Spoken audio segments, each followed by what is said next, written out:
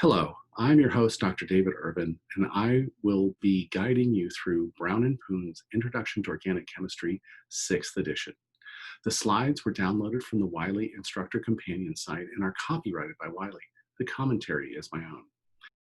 I have divided each chapter into smaller sections to make it easier to view on a wide variety of platforms. So let's begin.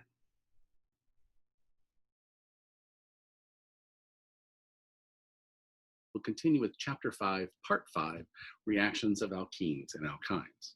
Okay, so in the last video, we learned about carbocations were a major contributor to the selectivity of these reactions in the Markovnikov's addition, as well as the formation of a dihalo species. Okay, so now that we know that carbocations exist and we know that they have a relative part of stability, one thing that they can do is rearrange to form the more stable carbocation.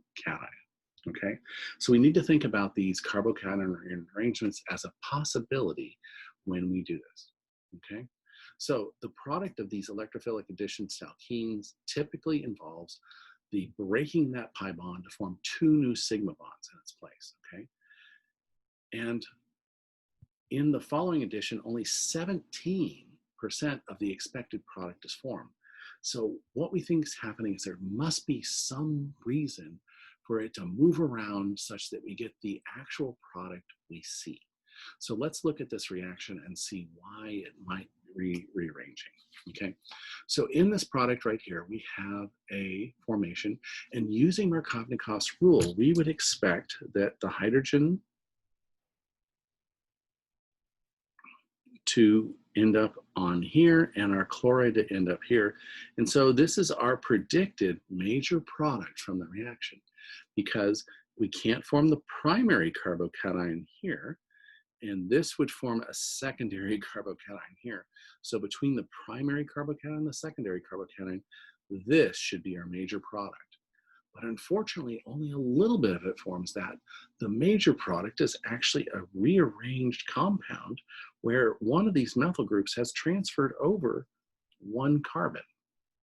Okay, so see how we had to move a methyl group to get to this major product here, going from over here. So instead of being a methyl group where this chlorine is now, that methyl group has been transferred to the next carbon over.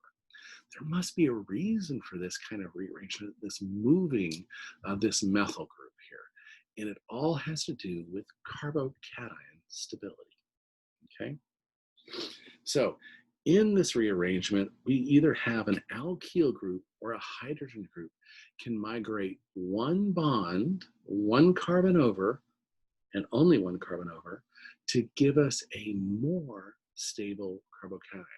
We call these rearrangements a 1-2 shift, meaning they can switch from one carbon to the next carbon over to give a more stable carbocation. So let's look at that in a little more detail here.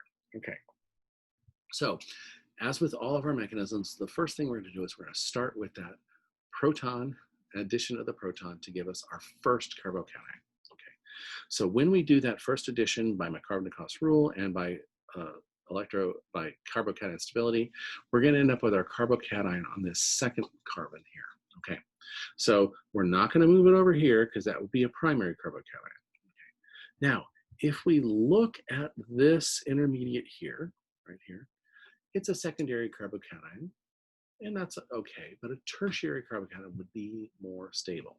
Okay, so we have an opportunity for taking the electrons that form this sigma bond, moving them over one bond to where the carbocation was. When it takes those electrons with it, it yields a tertiary carbocation. Okay, so we started with a secondary carbocation. We moved one sigma bond over, either a methyl group or a hydrogen. It has to be something with very small mass, like a methyl group or a hydrogen, moving it over one carbon to yield a more stable carbocation. Once we yielded that more stable carbocation, now it reacts with the chloride ion here to give our final product here. Okay, so let's talk about why this is happening, okay?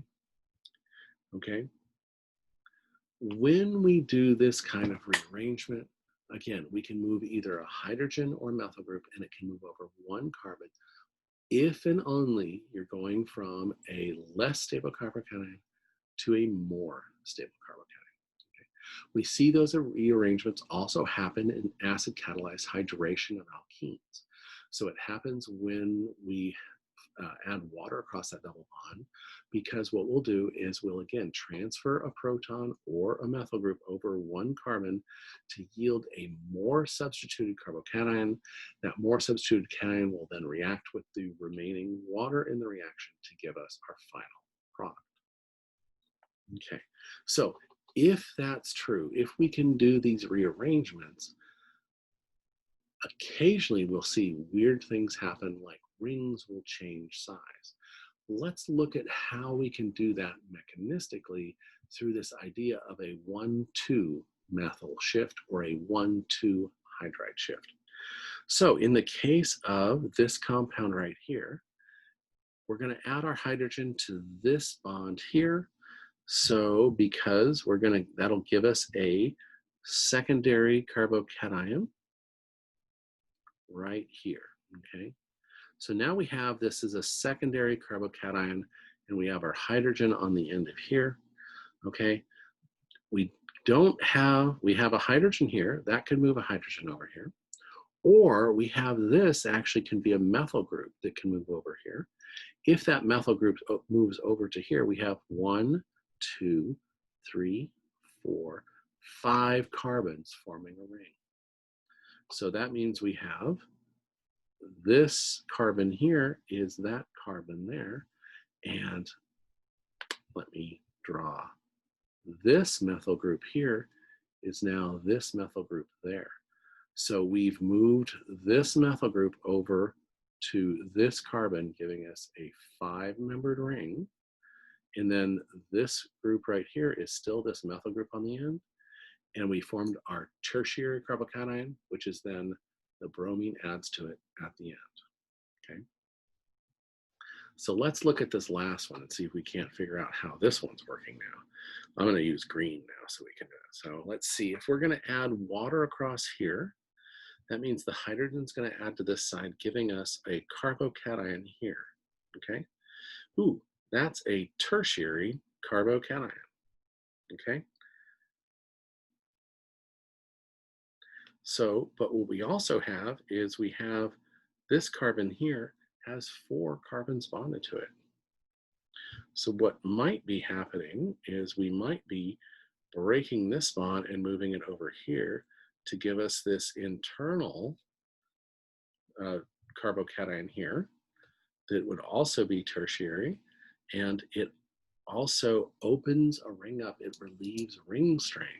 So we go from a tertiary carbocation in a 5-membered ring to a tertiary carbocation in a 6-membered ring.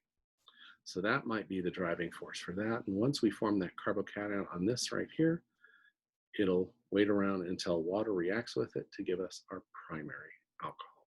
I'm sorry, our tertiary alcohol, our final product.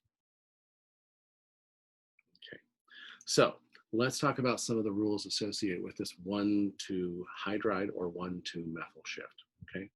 The carbon bearing the positive charge is always sp3 hybridized, okay? That means it has 120-degree bond angles. And tertiary is always more stable than secondary, which is all more stable than primary.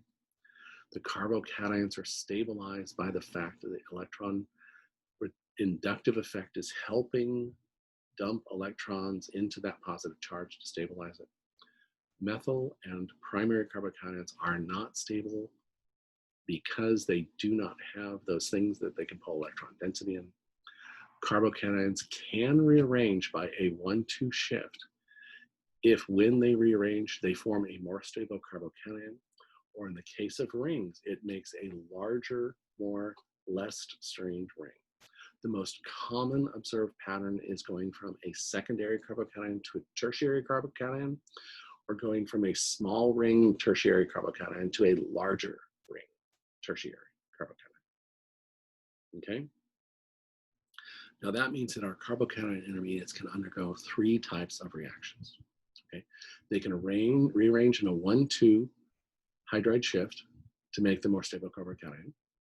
They can have the addition of a nucleophile to form a new covalent bond, i.e. the halide ion or the water to make an alcohol. And then the loss of a proton to give an alkene, the reverse reaction, to give us back our system. Okay, so they can either move forward and give us our final product, or actually lose the proton and go back to the alkene, and we just have starting materials.